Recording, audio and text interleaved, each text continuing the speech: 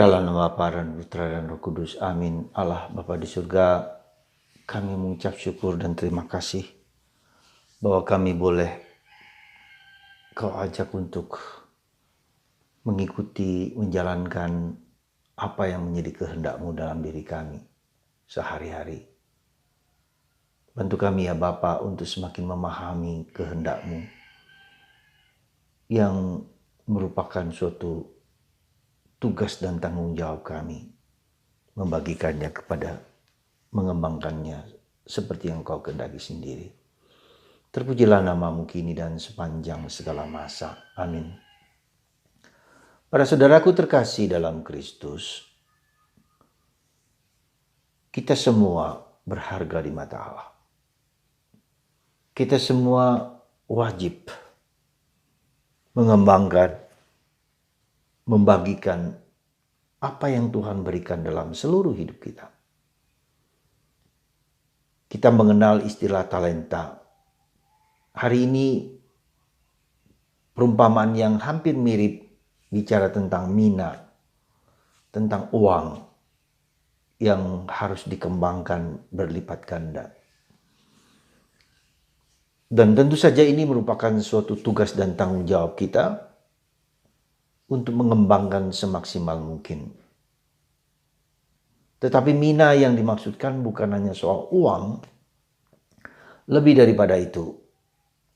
Bukan hanya soal skill, kemampuan, bukan hanya soal bakat, bukan soal sesuatu yang harus kita kembangkan. Tetapi lebih daripada itu, mina menunjukkan seluruh pribadi kita. Bukan hanya secara fisik, tetapi secara rohani pula.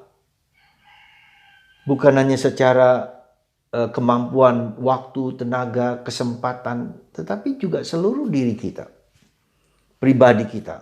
Bagaimana seluruh pribadi kita dikembangkan semaksimal mungkin, sebisa mungkin, sehebat mungkin, semampu mungkin. Untuk apa?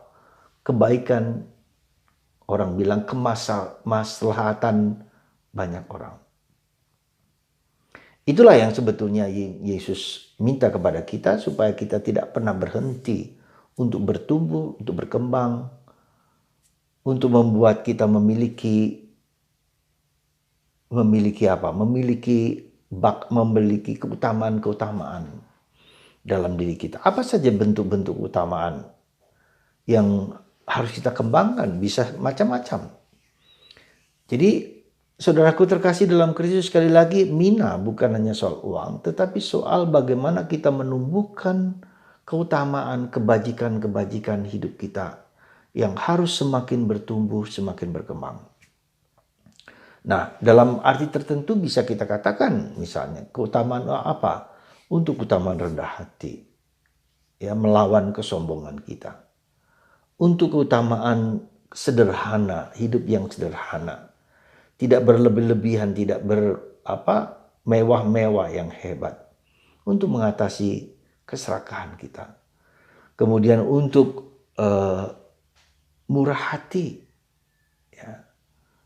Bersedia membagikan apa yang bisa kita bagikan kepada orang lain. Murah hati.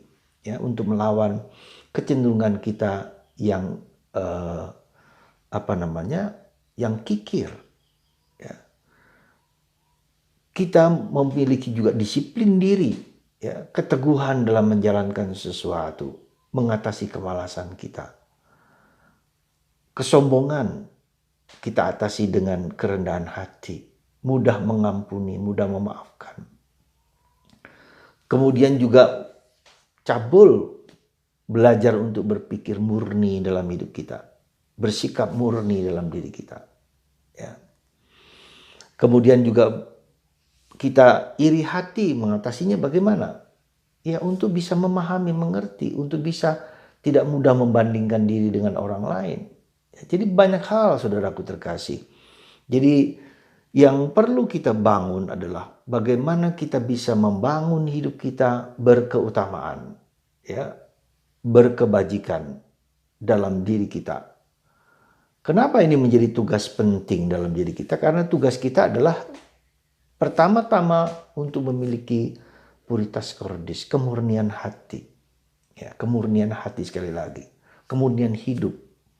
Nah, untuk mencapai kemurnian hidup itu kita kurang lebih bisa mengatasi dorongan-dorongan kita yang tidak murni, yang kotor. Tadi itu saya bilang, yang kotor itu yang tidak murni apa?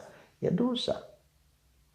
Semoga hari ini kita tidak mudah putus asa, tetapi terus berjuang, terus bergulat untuk menjadi murni hati kita di hadapan Tuhan dalam bentuk apapun. Berbahagialah orang yang murni hatinya, karena mereka akan melihat Tuhan. Kita akan memandang dengan murni hatinya, kita akan memandang Allah. Ya. Memandang Allah dalam keseharian diri kita sendiri. Dan itu bukanlah yang gampang, bukanlah yang mudah. Semoga Anda dan saya dan kita semua dianugerahi rahmat untuk semakin murni seperti yang diminta oleh Yesus. Berbahagialah orang yang murni hatinya, karena mereka akan melihat Allah. Saya kira Anda dan kita semua berkehendak untuk memandang Allah, melihat Allah dalam keseharian kita. Bahkan nanti ketika kita sudah wafat, kita memandang kemuliaan Allah dengan penuh syukur, penuh sukacita. Dan inilah hadiah yang luar biasa, seperti dalam kitab Wahyu dikatakan, para hamba Allah akan memandang wajah Allah. Nama Allah tertera pada dahi mereka. Mereka tak akan ada lagi cahaya lampu atau sinar matahari, tak akan mereka perlukan lagi. Tuhan Allah menerangi mereka dan meraja selama-lamanya. Jadi pada saudaraku terkasih dalam Kristus, dengan kemurnian hati itu kita bisa melihat Allah, memandang Allah. Ya. Hati kita murni di dalam menjalankan apapun yang kita jalankan kehendak Allah. Semoga Tuhan memberkati kita semua, membuat hati kita semakin mengenal kehendak Allah dalam diri kita. Dan kita diberkati oleh Tuhan, memiliki hati yang murni bagi Allah dalam segala apapun. Tuhan memberkati Anda semua dalam nama Bapa dan Putra dan Roh Kudus. Amin.